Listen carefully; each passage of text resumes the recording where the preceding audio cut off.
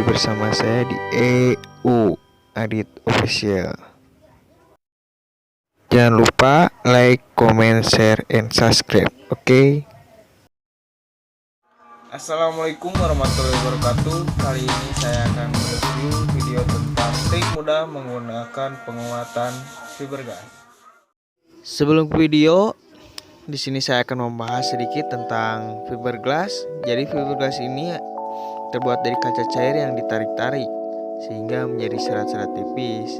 Fiberglas juga digunakan sebagai agen penguat bagi produk-produk yang berbahan plastik material komposit. Oke, jangan lama-lama lagi, kita langsung saja ke video. I promised in that video that we would be doing a series of shorter technical videos on composite construction. And today what I want to talk about is the use of fiberglass. Di sini kita akan menyaksikan beliau yang akan memperlihatkan pengujiannya terhadap fiberglass, dan beliau juga akan mengetes ketahanan dan kerusakan terhadap fiberglass ini. Both as a structural material as well as a surface modification. Now, fiberglass is available in a variety of forms. This is what's called boat cloth. It is a very inexpensive, very common form of approximately 6 to 8 ounce per square yard, or about 200 to 250 grams per square meter, in a plain weave, which means simply right angle, up and under, very open weave that is very easy to wet out with epoxy. And it's available on very large rolls. And like I said, it's inexpensive because it's so common. It's also available in what's called a fiberglass tape. This simply has the edges stitched so that it doesn't unravel at the ends. And if you take scissors and cut across here, you can do local reinforcement with this material. It's very convenient to use. Now, this glass is also available in a variety of different thicknesses. This material right here is about 7 or 8 times as heavy. And it has obviously a very, very coarse structure, but it can build up a great deal of strength with just, say, one layer, as opposed to having to put multiple layers of boat cloth down.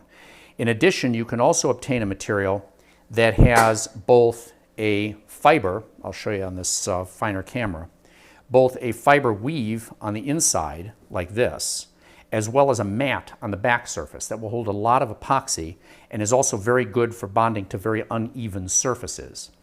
But in all cases here, what we're talking about is what's called E-glass, which stands for electrical grade glass, silicon dioxide. It's the same sort of material that is used to reinforce, say, pre-made panels of glass, circuit boards. It's even useful for the tops of, say, a laser table. It's very homogeneous, it doesn't warp, it's nice stuff. But this is also available in other kinds of materials. For example, this is what's called S-glass.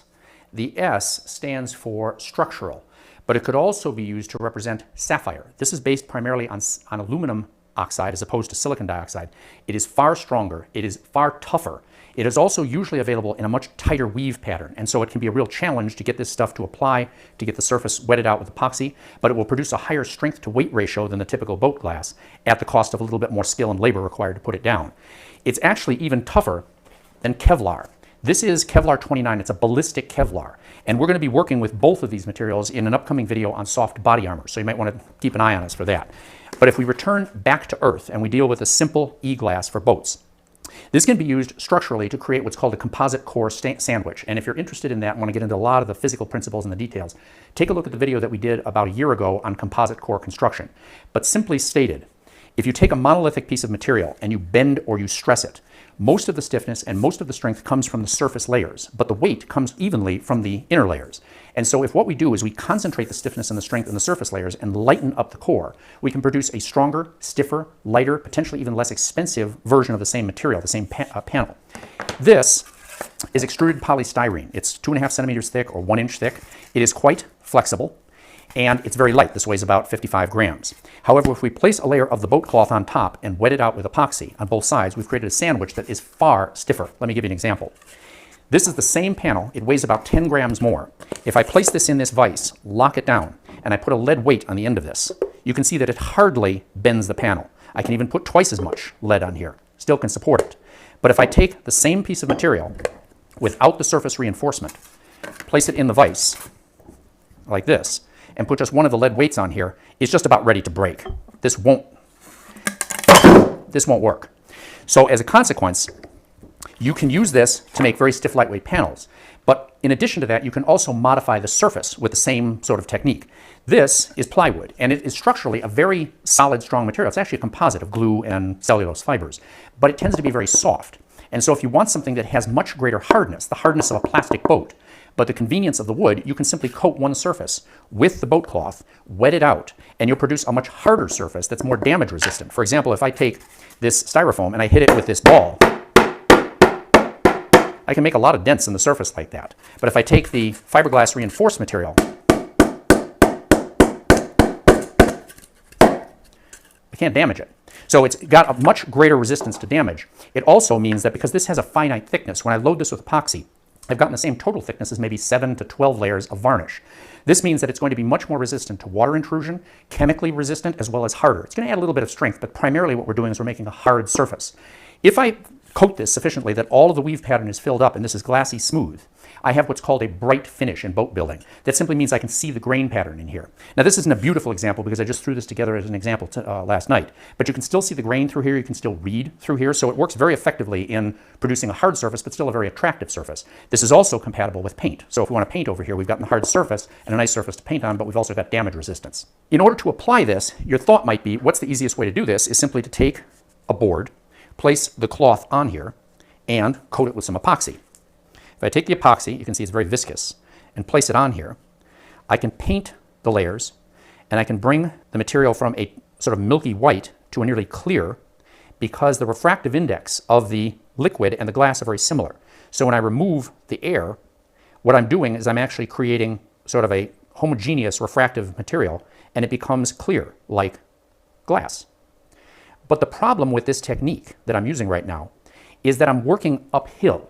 All the bubbles that are down here in this sort of waffle pattern of the fibers contain air. And I've got a viscous liquid that I'm trying to get down to the bottom below the air, and so they're having to exchange positions.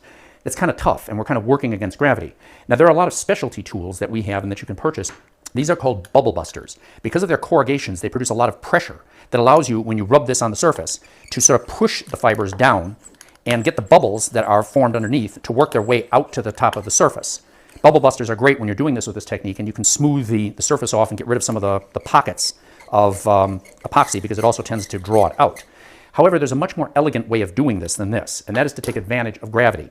If we simply place the epoxy on the surface first, and we wet the surface with the epoxy like this, and then what we do is we put the glass into the epoxy. The epoxy is at the bottom, and so the air is already on top, and all we need to do is allow the fibers to be wicking the liquid up through the material. And as you can see, even without doing anything, just the weight of the glass, you can see this beginning to clarify. I'm not doing anything to it. Now I can speed this up by using my fingers and just sort of move it around, but it's strictly not really that necessary. You can see how much more even with just my fingers doing this, how much more evenly I can get the application of the epoxy than I got here. It's much less of a mess because I'm not sort of working against gravity. This brings up sort of another point, and that is structurally, as soon as this material becomes translucent, I've gotten all the structural value of linking all those tiny microscopic fibers to each other, and I've formed a structural epoxy composite. And in that case, you would stop. And that's, for example, what you get here. You can hear I have sort of a rough sound because this is rough. It feels rough. And the waffle pattern doesn't matter structurally. But if I want to get a bright finish like this, nice and smooth and hydrodynamically efficient, I'm going to want to fill up that waffle pattern, and even though I'm going to add a little weight, I'm going to get a smooth working surface. Now your first thought might be, well, just put more epoxy in here, just load this up like this. Well, the problem with that is that there is a tendency for this to sort of pool in the low areas, and you don't get a very efficient smoothing of this. And as you can see also, it tends to move the cloth around a little bit, so it tends to be a little bit challenging. So in composite or epoxy work, it's very important to take advantage of time. When the epoxy comes in the two components, they're monomers, and when you put them together, they polymerize. And as they do, the mixture begins to thicken, then gel, and then eventually you'll get to the point where it starts to get firm but tacky. When that's occurred, when you no longer can move it around, and when you pull your finger away from the tacky surface, you no longer pull any glue away, you still have a lot of raw monomer ends that are sticking up in the air. And if what we wanted to do then is then take a second batch of epoxy and apply it, we're not going to slide the cloth around. And we've still got monomers that we can covalently bond to and produce a very strong structure. The reason that's important is because if you take cured epoxy, which is fully polymerized, you can't really bond epoxy to epoxy chemically. You can mechanically, and the way that you do that is you will rough up the surface with some sandpaper and create thousands, millions of tiny little pits and grooves that the new epoxy can actually grab onto mechanically, but it's never as strong. In addition, when epoxy fully cures, there is an amine byproduct that forms, and the amine is a water-soluble, that's important, soapy kind of film that will further inhibit the bonding of a secondary coat. So if you are going to do this as a two-step operation with a fully cured epoxy, what you're going to need to do is take a wet cloth of just water, no solvents, no alcohol, nothing else, and just wipe off the surface, get rid of the amine. Then you've got to sand the surface to mechanically prepare it. You don't want to sand the amine into the epoxy. Now you can recoat it. But obviously, you've got to wash it, you've got to sand it, you've got the sanding dust. If you simply use time and wait for the right point, you get a stronger bond, you don't have the mess, but you've got to remember that if you're doing this at 8 o'clock in the evening, unless you're an insomniac, you might want to time what you're doing so that you're going to be around and able to work when this is primed to be able to operate. Another advantage that you can use in terms of lab techniques is, obviously we've used gravity to help us here, and we have used the advantage of the wicking. There's another advantage besides just using time, and that's by modifying the time. If what we do is we want to speed this up, we can use heat. And the trick to using the heat is that for every 10 degrees centigrade increase in 20 degrees of the epoxy, up to maybe we will double the centigrade lab temperature. We can increase the curing rate 8-fold, nearly an order of magnitude. And the way I like to do this is to use what are very simple personal heating pads. These pads, we've got about a dozen or maybe 15 of these things. They're very inexpensive. If you place a little insulator down, you place one of these pads on the surface like this. Then you take a little bit of plastic wrap, put it on top, tear it off, place the material that you want to cure on top of there, place another layer of plastic on here to protect your pads, tear that off, then place another pad on top of here like this. A little insulator up here is kind of a nice but not that critical step. And then just take a rag or a towel or a blanket or whatever you want to help hold in the heat. Throw it over the top of this, and you can cure this much more quickly. So by using temperature as well as by using time as it modifies temperature, we can work with this much more quickly. The nice thing about using this is that you can use very slow cure epoxies. The slower it cures, the more convenient it is. You've got more time for the epoxy to flow out and give you a nice surface. You can make bigger batches because you're not running around and the stuff's going to go off and start gelling and getting hot. So it's nice to use slow cure, but it's also nice not to wait 3 days before you can work with the material. Now, another thing I'd like to show you is that when applying an epoxy to a surface, it is always nice to work with a horizontal surface. The reason being is that you've got gravity holding everything down, you don't have epoxy running off the sides, and so you would like to work on a horizontal surface. So therefore you don't want to place a lot of epoxy all the way around here and have the sides sort of working on a vertical. So you'll want to work on this side, and then when you're done, you'll want to work on this side. So consequently, you have to deal with this interface, and there's a neat trick to doing that. Let me show you over here. Now what I have is a similar panel in terms of size.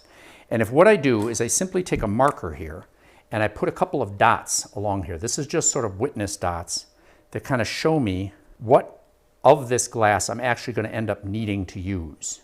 And then what I'm going to do, if I remove this, I can then take pieces of tape that I will place around here like this. And the reason I'm placing the tape around here and much outside of there is because I'm going to take advantage of the fact that the tape, if you cut halfway through it, not only do we end up avoiding the fraying that occurs on these edges from the piece of material that we want to use, but I also protect the stock material, as I have on the other side there, from fraying so that we don't end up with a whole bunch of loose strings hanging off. And I've intentionally cut this way over size, and the reason for that is because what we're going to do is we're going to take advantage of gravity here to cause the material to form around the corners without having to tape it down or to try to support it. And so even though we're going to waste a little bit of material like this, what we're going to do is we're going to form a very nice joint around the corners by taking advantage of gravity. So I'm going to wet the upper surface of this box here Now what happens is I'm going to put the cloth down on top of here, like this. And again, if we just wait for a little bit of time, you can see how this is beginning to fill up. If I then take the brush and I begin applying some epoxy around the corners like this, what you'll see, I'll come over here because I think you'll get a better view. What you'll see is that I'm applying additional weight as well as pushing the fiberglass down onto that rounded edge. Nice. See how that forms a nice curve? Now, if what I do is I wait on this part for about the same amount of time that I would have waited if I was going to fill this up with a secondary coat of epoxy, in other words, tacky, but still not completely cured and it doesn't pull away, then what I do is I use a razor blade, and I will take the razor blade and I will cut this down. I will draw the razor blade through here as I cut this away. And by drawing it down, I don't tend to peel the surface away because I'm sawing up and down. I will pull it down around there. And as a result, I'll remove about 95% of the material when it's Kembali lagi ke video. Di sini saya akan mengulas sedikit tentang fiberglass di video tersebut.